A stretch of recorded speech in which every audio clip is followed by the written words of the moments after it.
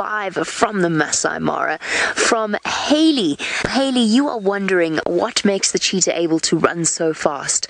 They've got a couple of different physiological mechanisms that help them to maintain that fantastic speed. First of all, their claws are non-retractable, or at least semi-retractable, so they've got plenty of traction. They've got massive feet, and their leg bones are structured slightly differently to the lions or the leopards. They've also got enormous chests with a huge lung capacity, as well as a very flexible spine. So when they run, and you'll see it as we go through this 5-day series, when they go off after something for their breakfast, you'll see how their spines and their legs stretch right out as they stretch forward to gain ground on their prey. Now, we've shared some truly spectacular moments with Malika, and I know that Brent has as well, and we've seen as she's gone the training process with her two boys. Have a look at this moment that Brent had with Malika and her two boys catching some food. I actually think it's a steenbok. She's going.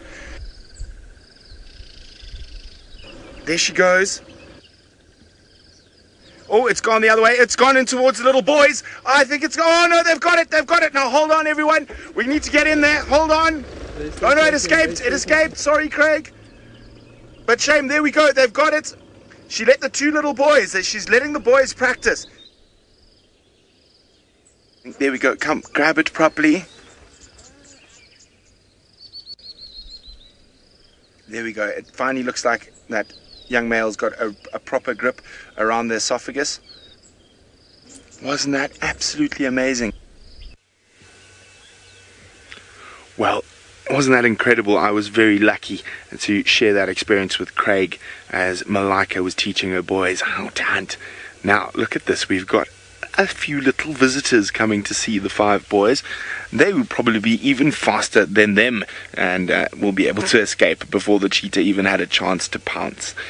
We've got some Cape turtle doves out on the morning stroll, pecking at grass seeds.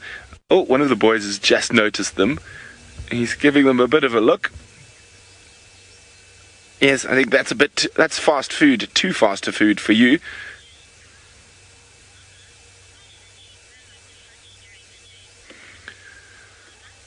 Now, proud cat mama would like to know, why do the cheetah like to hunt during the day? Well, it is to avoid confrontation with their deadliest enemy, the lions. So during the middle of the day, or when it's warmer, lions are less active, as well as hyenas and leopards. So it gives them a chance that they're able to keep what they kill. But quite often, even during the day, they will lose what they kill to the other predators. They have probably about 55 to 60%, depending on what area you're in, they will lose their kill to another predator. That's why they wolf down their food as quickly as possible, starting at the rump, eating as much meat as possible where there's no bone, so they can try make sure they get as much nutrients as possible before it is lost. Now, one animal I have actually personally seen chase a cheetah, but that wasn't in Kenya, that was in South Africa, and hopefully Tristan is very close to finding you a leopard. Well, we hope so too, because, well, the leopard is being very, very elusive at the moment, and this is typical of them, and it's why they're one of my favorite animals, is because you really kind of get tested when you try and find a leopard. It's one of the most trickiest animals to track. You've got to struggle your way to try and pick up this tiny little footprint in these thick, dense areas, and a leopard knows how to hide. If it doesn't want to be seen, it will just go through different places and try and hide, and try and sort of get out of the way, and try and kind of get into a situation where they are camouflaged as well as possible. So it's a very, very hard animal.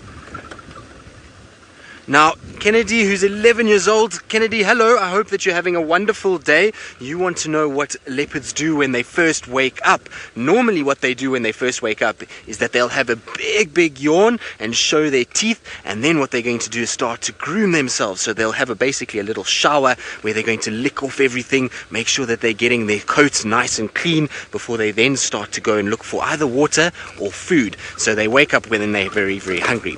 Now, we're still going to be looking for this leopard, and we're going to try our very best. The best thing about safari is that you never know what's around the next corner, so you're going to have a short break, but don't go anywhere. Hopefully when you get back, there will be a leopard on your screens, and we'll be able to show you the beautiful Tundi. This is Safari Live.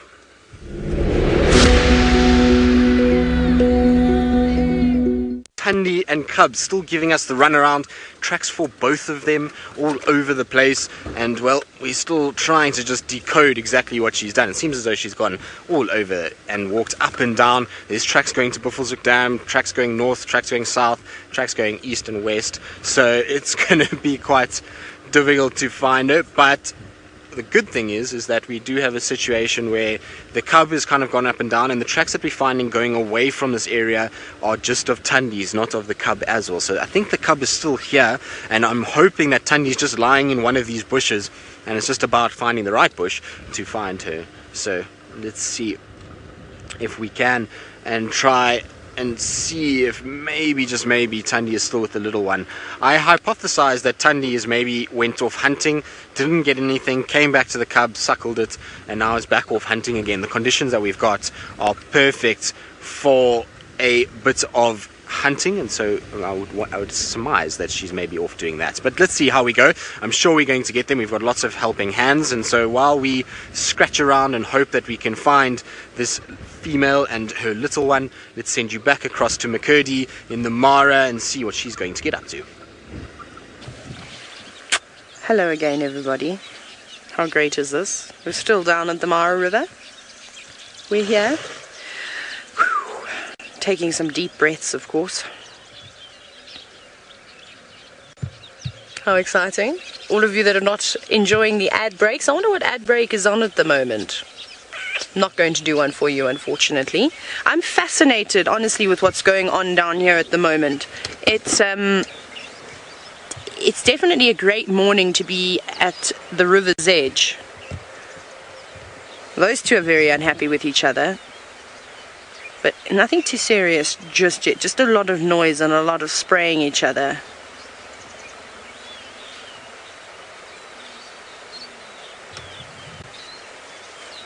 Sure thing, Nikki, no problem. Nikki's just feeding me all sorts of information, but yeah. Hey, shall we just take a moment to just enjoy this? Because I know you all love to listen to the sounds that are at the edge of the Mara River. And also Manu unzipping his jacket. So I'm just going to sit quietly, just for a little bit.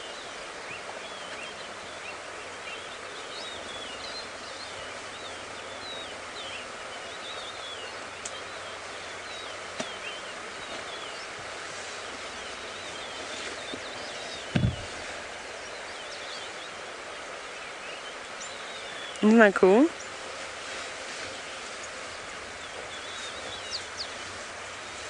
Carrie with a K, cursed. Intimidating. See, now I'm trying to remember all these different things now. Goodness gracious. We shall try our absolute best. Everybody enjoying the show so far? Sounds like it's a goodie. Lots of cats, lots of cheetah. My lions went to sleep in the long grass, and then I couldn't see them anymore, which was a pity, but oh well. It's just one of those things, isn't it? Nature, but nature is giving us this, which is even better.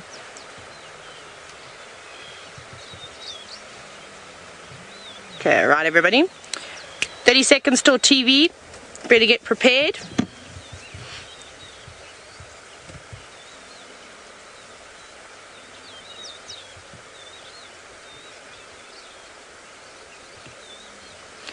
I'm just going to sit quietly now because I'm nervous. Take a breath.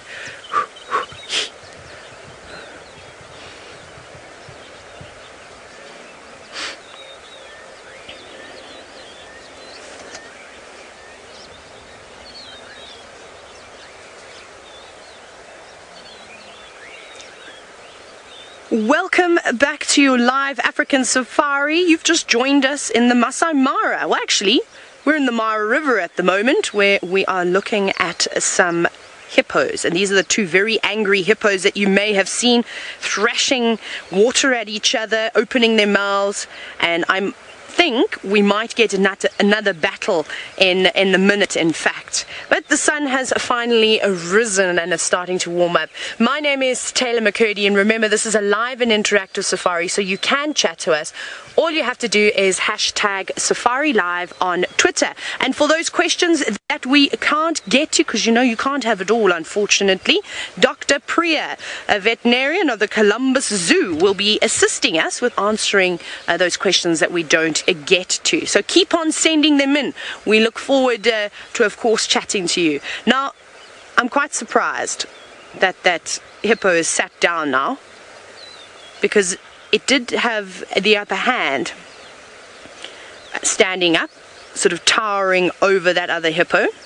And when we had that, well, extraordinary sighting just a little while ago, I asked for some one-word tweets. And Kerry Jade, you said intimidating to describe the sighting. And especially if you didn't know what those noises were, that's a fantastic way to describe what happened.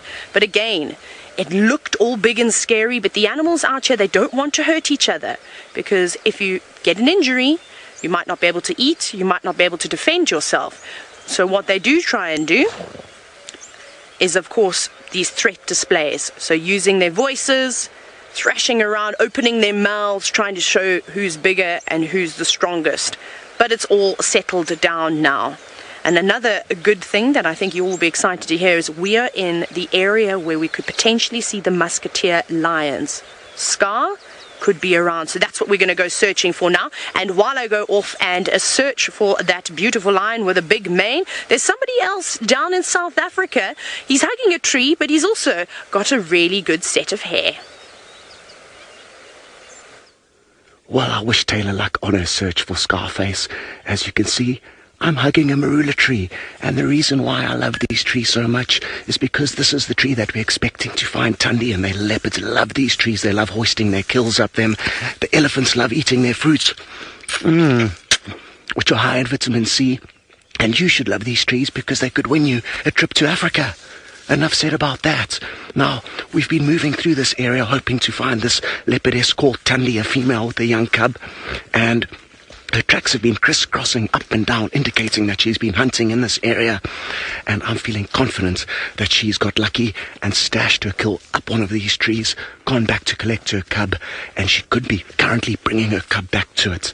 So we have to be cautious as we move through this area. I'm using my little ash bag to check the wind, because it's important that we know what's happening with that to remain safe in what can be a dangerous situation.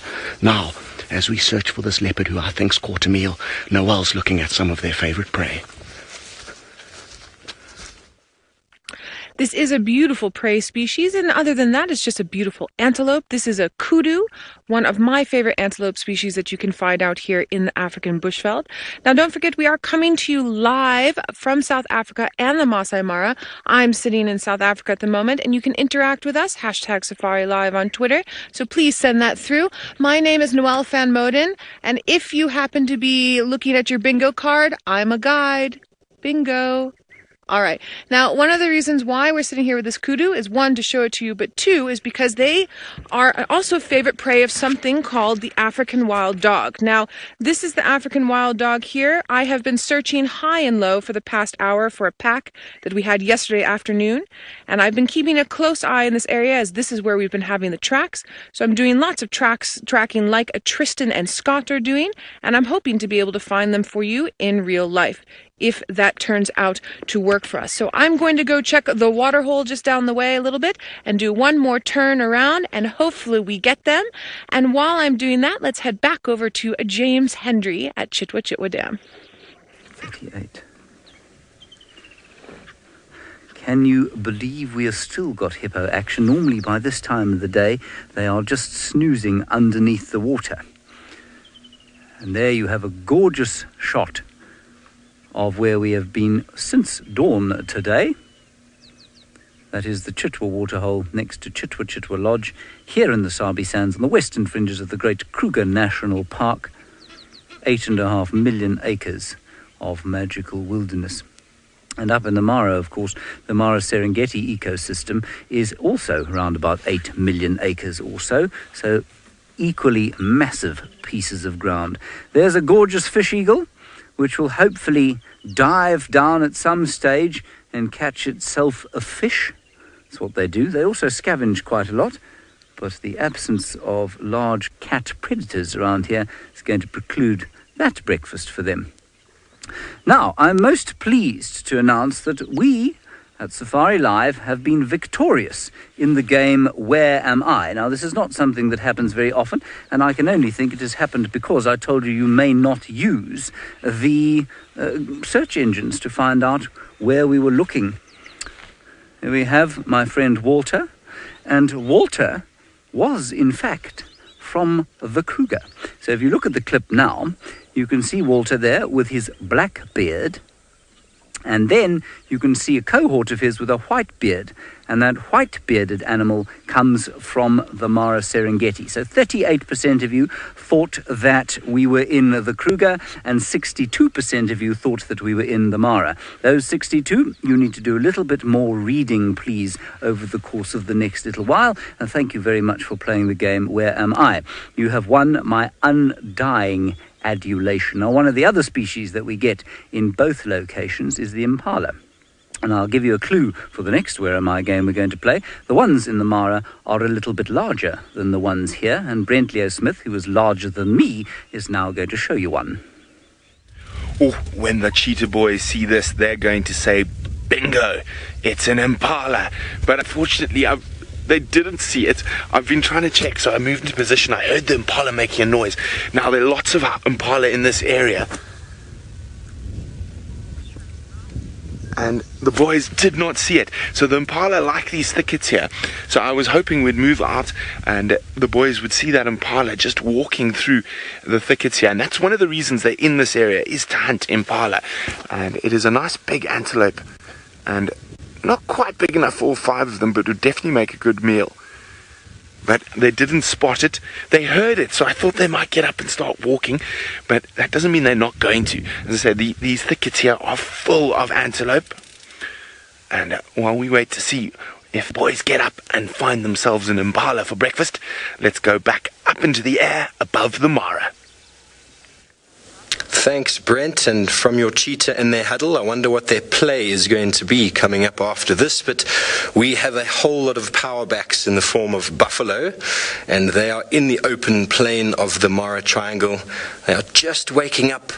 They've all been on the ground, and they got maybe a little bit of a fright from the balloon, but not too much to cause them to stampede off. But we do get large herds of buffalo in the area, testament to the fertility of the soil and the huge amount of vegetation in the form of grass that these guys will spend the entire year feeding on. It precludes in a few months the intense migration that will happen, where 1.3 million wildebeest and 600,000 zebra will join these plains for this incredible feeding.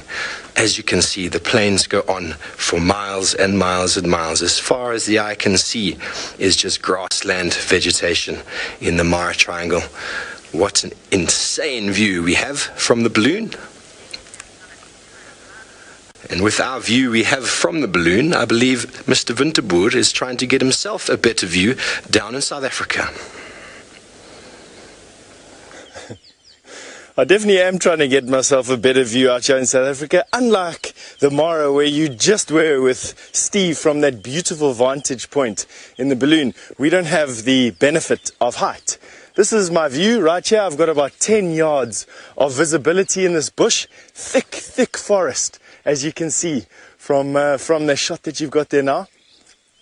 We're in full swing of summer right now, and it's making looking for things quite difficult. We've got to be very careful about how we approach this. Animals are very secretive here.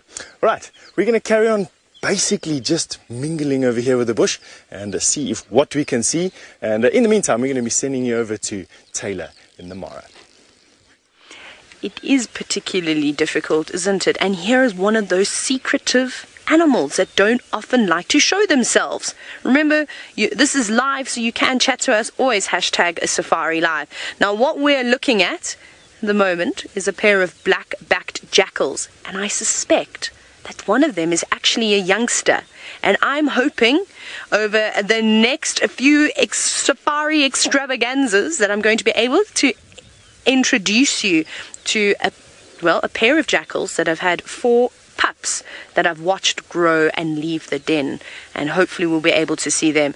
Now, we are looking straight into the sun, so you've got that gorgeous golden light amongst all that oak grass. Isn't that beautiful? And we are really, really lucky to see jackals. Like I said, they're quite secretive. They don't often like to show themselves, being so down quite low on the predator hierarchy.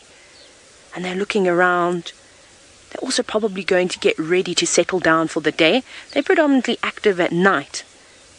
And I wonder, as we watch one of the adults groom the youngsters, you see that? Just grooming behind the ears, all those hard-to-reach places. That's very sweet, isn't it? I think that little one was hoping that perhaps Mom or Dad was going to bring a reward home, a tasty treat. You can see it's just slightly smaller, but almost getting that adult coloration. And look at all the spider webs that you can see as well on the grass. It's amazing what's out there. I wonder if there are any more pups around. They seem very curious. They've all got their ears pricked. They could also be listening, though. Maybe listening for a distress call. Because what these jackals will do, they're so incredible the way that they move around, is that they will follow the bigger predators. So they'll follow hyenas around. They'll follow lions, cheetah, leopard, in hope that if they do make a kill, they can just sneak some of the scraps. Oh, that is very precious, isn't it? It just goes to show there's nothing quite like a mother's love, if it is the female. I would imagine she would be a little bit more affectionate. Now, we have a question just come through from Kim, and you've said, how do jackal stop from being seen? Well, they've got the most amazing coloration, as you can see. They're quite mottled in color. This is a little bit difficult because we've got the beautiful sun glaring down on them. So they've got camouflage, but also this tall grass helps conceal themselves, and they'll lay low. So if they feel frightened and they're not happy with something, they'll just drop down into the grass and completely vanish. The only thing you may see is perhaps the tips of their ears. So that's the Mara River just behind them. And it's gone very quiet now.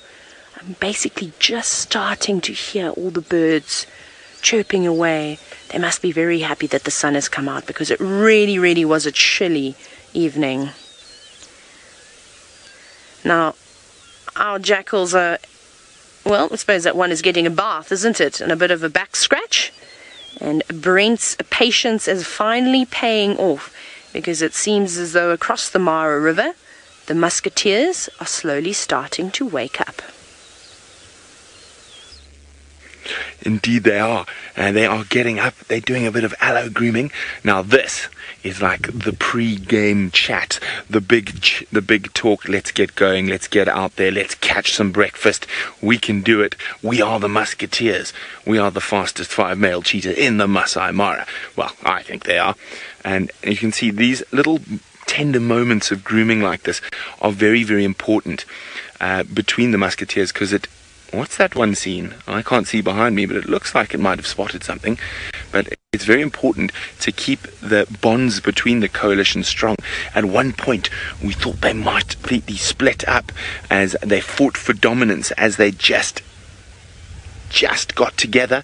Now, almost a year down the line that we've been following them, they seem to be a lot more stable. But anything can happen. The dynamics of these coalitions is forever changing. Now, Jamie is wondering, how many impala do they need to eat a day?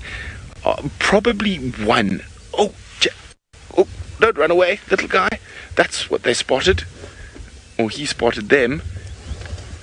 There's a little jackal. Same species as Taylor just had, a black-backed jackal. Oh, he's disappeared behind that bush. Sorry. There's another one coming through there. Now, there's a pair of them. Now, again, another animal that is really, really opportunistic. So they're looking for any slightest chance at an intercept, grabbing a little bit of meat out of a big cat's mouth, and they are very, very fast over short distances, enabling them to nip in and around lion and cheetah carcasses. And they've also spotted the cheetah just like the hyena has, and we're just coming to have a closer look to see if they could take a little bit of a chance, see if they had any meat. They don't yet, but it is looking very positive that the boys are going to be up and on the hunt this morning. They are really hungry, and they've maybe eaten something small in the last 5 days that we've been following them. Okay, while they go through their pre-game warm-ups, stretches, tactics, battle plans, let's send you all the way back to South Africa with the blockers of the bush, the biggest animal out there. We have some more elephants that we found on our search for the wild dogs. Now, these ellies are not eating marula fruits like our other ones were. They're busy eating the nice green grass that is growing here after our little bit of rain that we had. We had a very bad drought about 2 years ago, and we were quite worried that we would have another drought this year. Luckily enough, we have managed a bit of rain, but we need some more. This particular area is doing quite well, and so the ellies are choosing to eat grass as opposed to eating leaves and bark. And they do this throughout the year, exchanging between roots, tubers, grass, fruit, bark, leaves.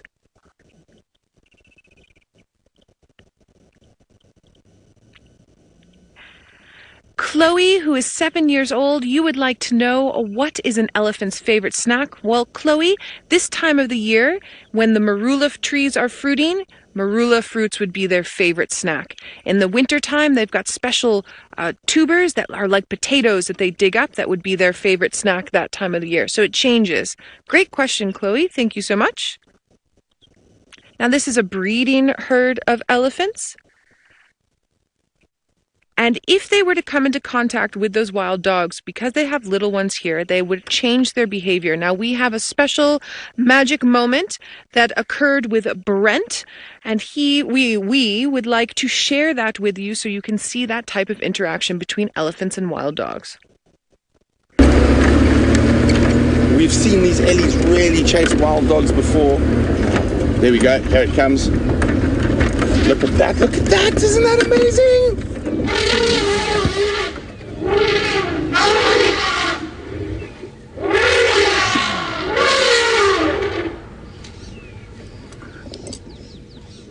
Now, those ellies are already upset, and sometimes they can sort of misplace aggression onto the next closest thing, which would be us. That's why we're staying our distance a little bit. Wasn't it amazing to watch how those elephants immediately sort of chased, and the baby charged with the rest of the herd, but then afterwards they corralled and made this sort of protective circle around the babies.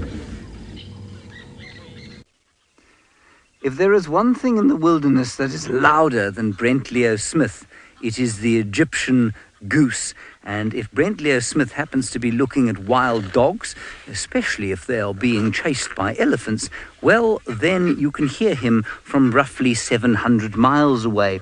In fact, although that sighting was down here in the Sabi Sands, I think you probably would have heard him shouting all the way up in the Masai Mara, some 1,600 miles away.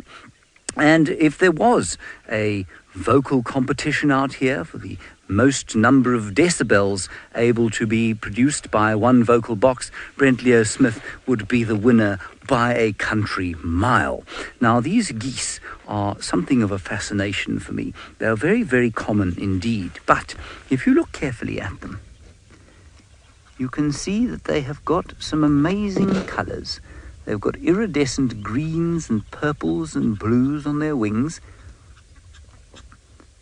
And for some reason, they are the most common duck that we get here in South Africa. And I'll tell you a story about that a little bit later. For now, I must remind you, of course, that you need to play Safari Bingo with us over the course of the next 4 nights. Remember, this is the first of 5 safaris. You go along to natgeo.com/Safari Live, and there you will learn how to play Safari Bingo with us. The Egyptian goose is, in fact, one of our bingo words, and you could win a magical trip for 2 to either Kenya or South Africa with Nat Geo journeys. Now that sounds like a marvellous thing to do, and with very minimal effort from you. All you have to do is watch these magnificent live safaris and pay attention to what's going on. Okay, let's leave the geese now and head back to the very large elephants, which are probably only about a mile from where I'm sitting.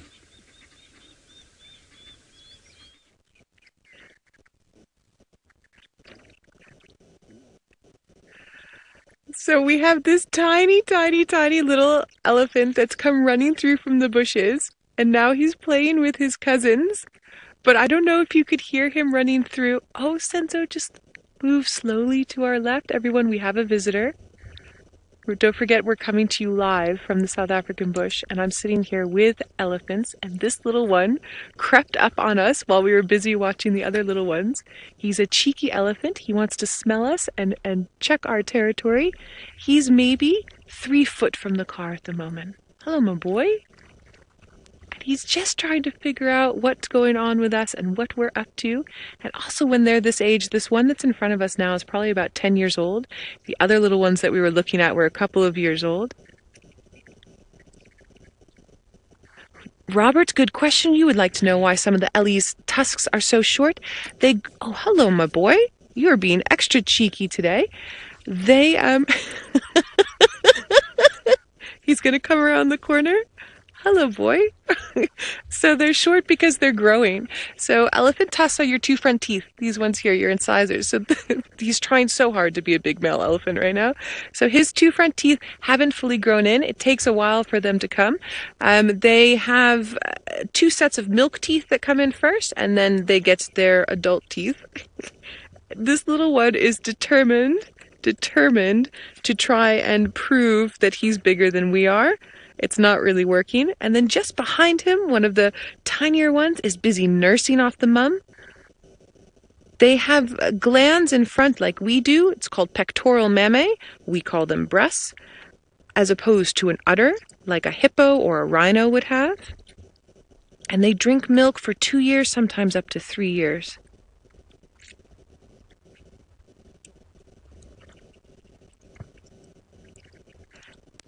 Now, this is very typical behavior in a breeding herd.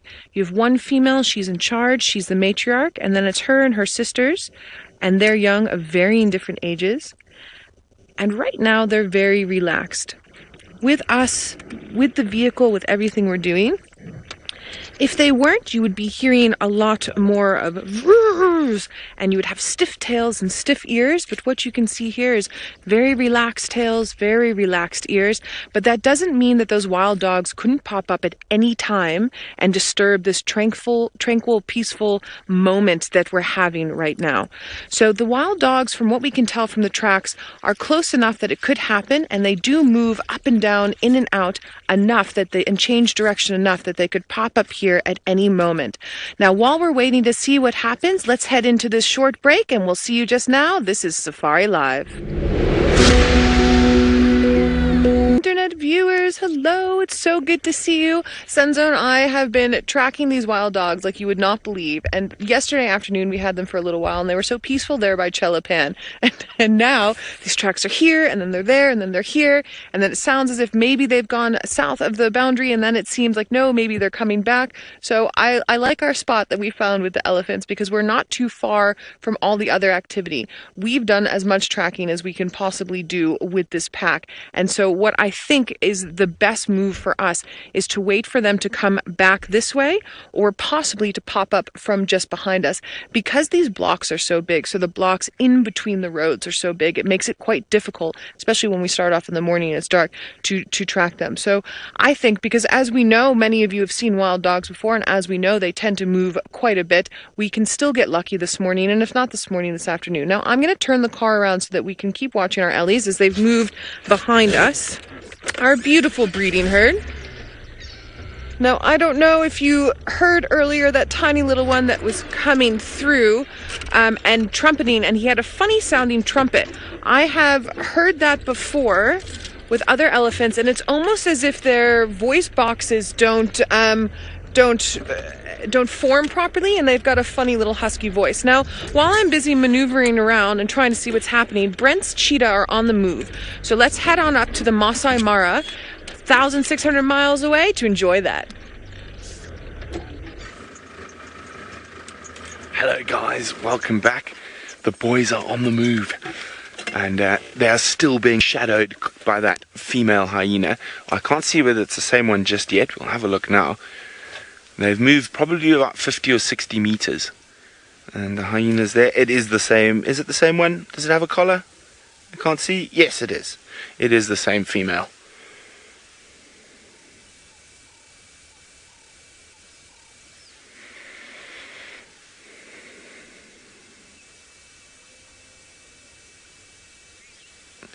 Now, the cheetah will often do this. They'll play a patience game with the hyena. If they know a hyena is following them, they'll actually stop hunting and lie down for a little bit. And as soon as the hyena sort of loses interest and moves off a little bit, they will make a dash to an area, or not dash, but walk quickly to try avoid losing their kills to that hyena.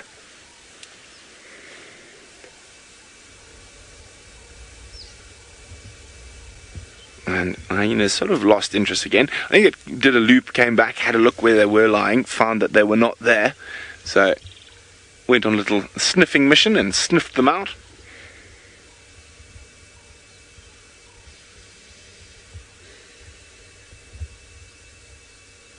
Beautiful here in the Mara this morning. The light is just fantastic.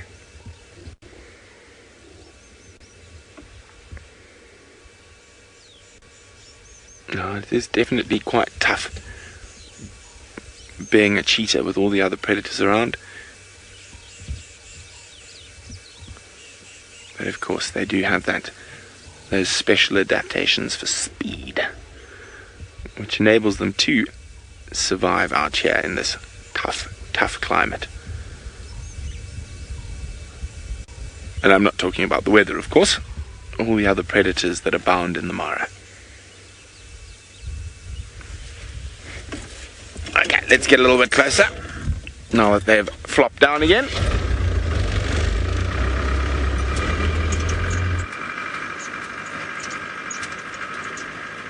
Let's see if we can spot that hyena again.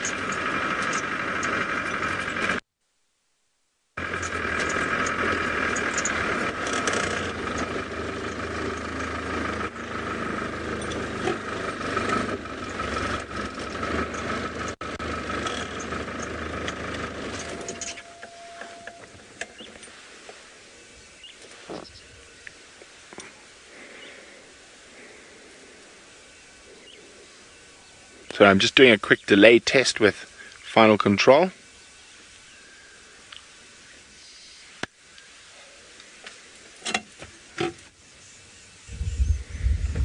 Now that's to make sure we're all in sync with South Africa as well as Kenya.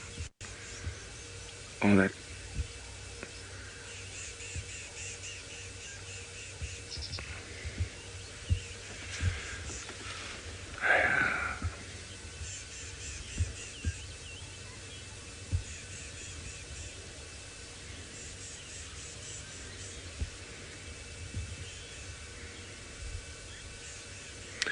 Welcome back everyone, live to the Masai Mara.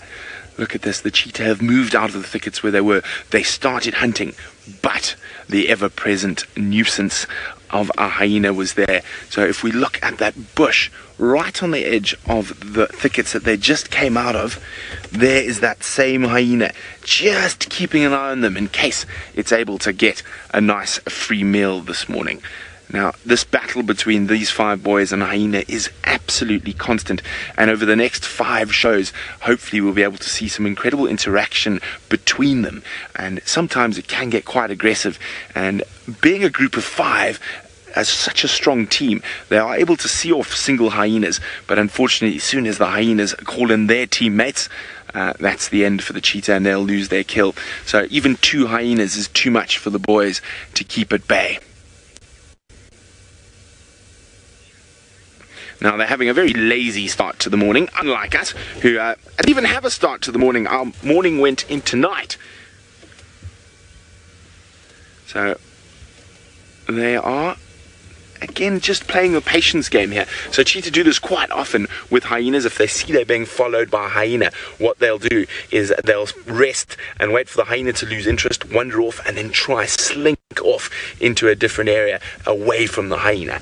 Now, it seems like it's been all cheetah and elephants this morning, so let's head back to some more ellies in South Africa. It is all cheetah and elephants. No cheetahs here. There's an elephant just wandering here. A young bull moving towards the marula fruits. Oh, he's having a delicious time. There he is. So you saw there us homing in on where we are in southern Africa. A magnificent, magnificent part of the world. And these gorgeous trees are the marula trees of which I spoke earlier, the ones that Scott was hugging. And look at the dexterity of his little trunk as he picks up tiny little fruits about the size of what you might call a lychee, what I would call a lychee. Young bull, I would say he's only about 18 years or so, and his life, this particular elephant's life, one of loneliness at the moment. Doesn't have many friends, because he is a bit boisterous and hasn't got many social skills. Oh, now, Kennedy, what a lovely question from you. You're 9 years old and you say, what is the smell like of these elephants? Oh, Kennedy, it's just delicious. You know, I don't know if you've ever been around a horse, Kennedy. It smells like a horse, but a little bit sweeter. A little bit like a horse smell mixed with honey. I'm just going to talk a little bit more quietly because he's starting to look towards us. He's also got an itchy backside. He's scratching it on the tree there. Now, while you're watching this elephant, we are going to play one more game today, and that game is the game Who Won?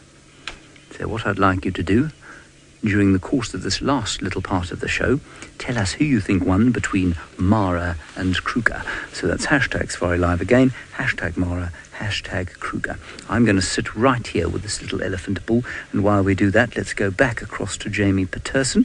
She is sitting without her pyjamas on. She's got her clothes on today in the Maasai Mara. It seems as though the Mara's cat game is on fire this morning. So we knew that last night Malika was chased by lions, and I didn't realize just how close those lions still were. So we're about 500 or so yards away from where you last saw us with that female cheetah Malika, and she is in the heart of Ridge Pride territory. So she's right in the middle of the area that this particular pride of lions is usually around. Luckily, she's just hidden over the side of a ridge, which is especially lucky for her because these are young males, and young males are renowned for being slightly more inclined to chase the other predators. The biggest threat, of course, to the cheetah out here, any individual cheetah, is lions. They are the ones responsible for the most natural cheetah deaths out here. So these boys, along with the rest of their pride, have probably spent the evening looking for something to eat. In fact, I think I can see there's a bit of a bloody patch on that young male's paw. You can see he's licking it. That could even be an injury of sorts. And a question coming through from Jerry. Jerry's wondering if ticks will kill lions. Very, very seldom. They have a natural resistance to tick-borne diseases. We don't get Lyme disease out here in the Mara or in South Africa, but where a lion is weak, an infestation of ticks can actually hasten their weakening. Now, don't forget, hashtag Safari Live is how you can get hold of us. And as I said, the Mara team is on fire, and the wonderful Taylor McCurdy is completing that circle. Thank you, my dear friend Jamie. Well, we've got a beautiful big male lion with an antelope, or topie, sorry, that's just about to walk past him, and he hasn't even noticed that there's dinner waiting. Or should I say breakfast, seeing as though it's the morning here in the Mara. But topie are exceptionally quick. And I reckon, even if that lion were to pop its head up now, that Topi would have a good chance of getting away. Sometimes the tables turn around here, and of course, Topi are built for speed. And they've got incredible eyesight too. They're kind of like the refs of the game. Nothing gets past them. They see everything. And I think that Topi has indeed seen that lion. Now, this lion that we're looking at, I haven't been able to work out who he is just yet. But one thing I can tell you for sure is that it's part of the Musketeer coalition. So I'd mentioned to you that I was looking for the Musketeers. Quite exciting. 4 of them. Not sure if this is Wani, Sikio, or perhaps Hunter. I can't see a big scar on his leg though. Maybe it's the real MVP of the Musketeer coalition. Perhaps it's the most famous lion out there, Scar. But we will not know until he decides to pop his head up. At the moment he's just enjoying a slumber. Now, when we were sitting with those hyenas for most of the evening, we could hear roars coming from the banks of the Mara River. And that's why we left those hyenas to go and search, because I could hear them calling just in the distance. And we searched and searched and searched, and we came up empty-handed. But luckily we've managed to find this boy now, and I wonder where the others are. It's important that the 4 of them stick together, because there are lots and lots of other young male lions. Oh my goodness. I think what I'm going to do though is we're going to stick with this male and we'll chat about him. Off you go down to South Africa. Noel's got something exciting. It's so exciting. The wild dogs have popped up south and a little bit west of us. There's some other guides that are busy following them at the moment. I am going to see if we can do our absolute best to get a visual. I can't promise anything, but we are headed in that general direction. They move so quickly and so fastly and so fastly. That is horrible grammar. So quickly and so fast that we might get them. We might just miss them. And while we're waiting to see what happens, let's head on over to Scott, who's still busy looking for Tundi, and I hope he's got some good news. Well, we've got a bit sidetracked because we found one of the ultimate team players of the animal kingdom, a colony of termites. And this is essentially one of the linebackers. These guys help defend the rest of the colony. And what I'm going to show you is their incredibly sharp and powerful pincers can even slice through a blade of grass. Check this out. If I just slip this little piece of grass in between its pincers. Oh, it's a bit of a headbanger, this one. But no luck with that one. Well, I guess that's the risk of being on a live safari, but they do have incredibly sharp little pincers, and isn't it hard to believe that they can feed on more biomass than elephants, and that gives you an idea of just how effective they are as a team. Well, that was an epic fail. I didn't get to show you their powerful pincers, but hopefully we are going to be able to show you the powerful jaws of Tundi gnawing down on a kill. She has to be somewhere in this area, and let's get back on the trail. We've got trackers scouring this area, and I'm feeling that soon we are going to get lucky. There's still time, and if not today, there's still 4 more safaris that we can take you on in the coming days. So be sure to tune in.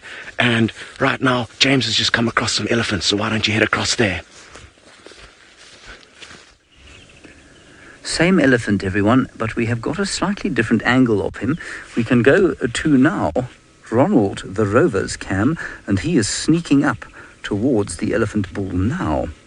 Now, Ronald is a little robot, and he gives us a view of the wilderness that we're not normally able to get, either on foot or in the vehicles, as you can see there. And he's sneaking up on this elephant to have a good view of the marula fruits that he's eating, and of course the elephant himself. Now, I will tell you that Ronald has been kicked once or twice. There's a marula fruit just disappearing on the right-hand side. He has been kicked once or twice by elephants. They'd like to kick tortoises from time to time. Now, isn't that wonderful? Now, Tana, I think this is a really wonderful question that you've asked me. You've said, how do we get so close to these animals without them getting scared? Well, the answer, Tana, is that we are very sensitive about it. If this animal was to react to us at all, into our vehicle or to the rover or to our skycam, we'd back off immediately. And it's only through many, many years of kind of building trust with animals that the animals of the Sabi Sands and the Mara are able to tolerate our presence at such close quarters. But absolutely, it's something we need to worry about a huge amount. And the reason I say it's such a good question is that most people normally ask, aren't we in danger as human beings? Very few people ask the really kind of intuitive question you've just asked, don't we make the animals scared? And it is precisely what we wish to avoid doing. Now remember, you must keep playing bingo with us, please, over the course of the next little while. Let me go back to the air. You can go to natgeo.com/Safari Live, and then you can play bingo with us for the course of the next 4 evenings, and I will announce the winner on Thursday. You can, in fact, win a magical trip for 2 to Africa with Nat Geo Journey, so that will be very exciting. All you need to do is download the things that you need to, follow the instructions, and it's very easy indeed. All right, we're going to go head back up to the Masai Mara. I didn't explain my last link to Jamie Patterson, of course. She is called Pyjamas Patterson from time to time, and that's why I mentioned the pyjamas. Over to her. Back up in the Mara, where we are still with our ridge pride of lions, and one lioness started walking. Oh, there was a topi that just ran past her. She doesn't seem to be interested, though. It just goes to show on a live safari, you never know what to expect. For 1 second, I was really worried that she was walking in the direction of Malika and her 2 boys, sleeping just down on the other side of the ridge. Now it seems as though she has changed her direction. She's going back towards the rest of the pride, but she was giving very soft contact calls, a deep sound that unfortunately we can't hear anymore. She stopped doing it, but it makes me wonder what it is that she's looking for. She doesn't look like a mother of young cubs. She doesn't have any suckle marks on her belly, but she's definitely been calling to something, and presumably another lion, but I can't see what it is that she's after. Big yawn, isn't that spectacular? You will notice there is another vehicle in the sighting. That is because this is an area where tourists can arrive to come and view these animals. And if we have a look, there's some lions. There's a young cub, or a youngish cub, that's just coming out there. There we go, hidden in the shadow of our vehicle. There we go. Just popped out. Okay, well, it seems as though everybody's waking up this morning in the Mara. Let's bounce across back to Brent to see what his cheetah are up to. Well, at the moment, the cheetah are scent marking, but unbeknownst to them and unbeknownst to an impala and a Thompson's gazelle that are just on the other side of us. So, it looks like, have we had a spot yet? Boys, where are your eyes today? They don't seem to have their vision on this morning. The Thompson's gazelle is quite well camouflaged, but not as well camouflaged as the impala. So they're probably about 100 meters apart at the moment. There's a whole herd of impala. There we go. And they're just in those thickets. I'm hoping that the cheetah are going to pick up the movement shortly. There's the Thompson's gazelle. This could get very, very exciting right at the finish line. This could be an absolute nail-biter as we see what happens next. I'm trying to see the cheetah. I haven't seen them yet, and I'm hoping that they do spot them. Come, boys, come. Make yourselves the MVP of this live safari, boys. Spot some potential breakfast in the last few minutes. Let me just roll forward slightly for you, Craig, so you can see them. So some of the heads are up. They are definitely on the hunt at the moment. They just haven't spotted the impala in the thickets yet. Oh, you can see a balloon rising up in the background.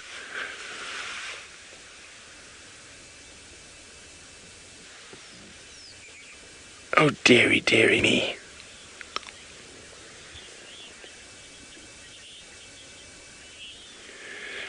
Hello, Haley, who's 6 years old. Haley would like to know, why do cheetah only run fast for such a short distance? Well, Haley, they actually run fast for a longer distance than lion or leopard. They can do that speed for about 100 to 400 meters, depending on what they're chasing and the type of terrain they're in, whereas lion and leopard are sort of sprinters, a short distance. They can only do it for a very short time, and they like things to be much closer before they attack. Now, the cheetah have flopped down, so I'm going to move closer to them again, and I think they've missed their boat with those impala. But remember, this is the first of 5 shows, so we're going to have lots of opportunities over the next 5 days to follow these cheetahs hunting live. So let's go get a closer look. While we get closer to the cheetah, let's go about 10 kilometers that way to Jamie and the lions. Right, from nature's top sprinters to nature's more powerful athletes, our lioness is quenching her thirst, and unbeknownst to her is being watched by one of the deadliest predators out here. A little bit off and to the right of her, there is one young lioness. Just past those vehicles, as I said, this is an area where tourists come to view these animals, is another lioness, and she's waiting patiently for an opportunity to spring out and leap at that lioness. She's lying low, flat to the ground. She is one of the members of this pride, so there's nothing aggressive about this. This is entirely playful. Our lioness is unsuspecting. The ambush is set in place, and now we wait. Is she going to be spotted? Oh, she must have been. We're going to get a rare side of these wonderful predators, getting to see them play and bond between the individuals of the pride, who of course are all related to each other. Here we go. Here comes our lioness. Is she going to pounce? No, she didn't. Oh. Not as boisterous as I was expecting, but a wonderful lion hug, which is a fantastic way to start off the first of 5 of our live safari journeys. Now, I'm sure you're all deeply intrigued to find out who has won between the Mara and South Africa. Let us go and rejoin our MVP, Mr. Henry, to find out the answer. Well, the answers are very depressing. Mara, 54. Kruger, 46. How you could possibly have said the Masai Mara beat the Sabi sands today, I don't know. I'm hurt to the core of my being. This better not happen again, I warn you. I'm in charge of Safari Bingo. So you just bear that in mind the next time you vote. Okay, let's have a look at our elephant for the last minute as he enjoys his marula fruits. Now remember, we are coming back, of course, again for the next 4 nights. You can win your trip to Africa on Thursday night with Safari Bingo. And most importantly, you can follow the stories of the 5 Musketeer brothers, magnificent cheetahs that they are, Malika and her 2 sons. She, of course, an old female and hopefully going to raise these last 2 cubs to maturity. And then, with any luck, we will show you Thandi and her cub. And, of course, the great threat to that cub's existence, an interloping male leopard called Hukamuri. And the father just returned Tingana. Hopefully we'll be able to show you all of those leopard characters over the course of the next 4 nights or so. Now, all that remains is for me to say thank you very much for joining us. It's been a great joy to have you with us. We'll see you tomorrow, again, same time, 10 o'clock Eastern Time, Nat Geo Wild.